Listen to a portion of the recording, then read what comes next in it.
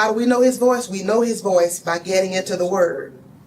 Now let me wrap this up, because in Judges chapter 7, just a chapter over, verse 15, the Bible says, when Gideon heard the dream and its interpretation, because Gideon had a dream, and the dream, it was all interpreted, he bowed and worshiped before the Lord.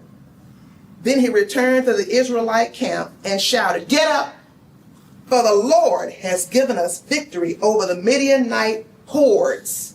Now, we got a different Gideon right here than we had at the beginning of his story. Yeah. That's a different attitude and disposition that we had at the beginning of his story. Now we have a man who ain't won nothing yet. They ain't fought the first battle. But he is declaring now by faith that the Lord has given us victory over the Midianite hordes. That happened because of the Lord and his interaction, because of the Lord showed up and gave Gideon some instruction.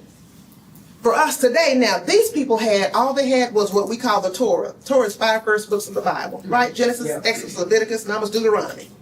It was the Torah in some settings. In other settings, it's called the Pentateuch.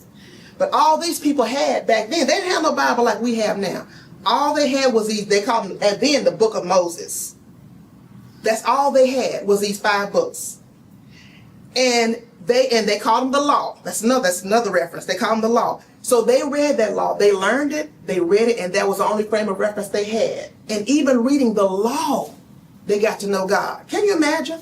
Even reading the law, Gideon knew that this was the Lord just by reading the law. He didn't have the book of John. He didn't have Matthew, right? He didn't have the book of Acts. He didn't have Hebrews. He didn't have the Romans road to salvation. He didn't have any of that. He didn't have. But he got to know God through reading, learning, and hearing the Torah, the book of the law, the 5 books of Moses. It's not going to be any different for us. If you want to get to know God, if you want to know God's voice,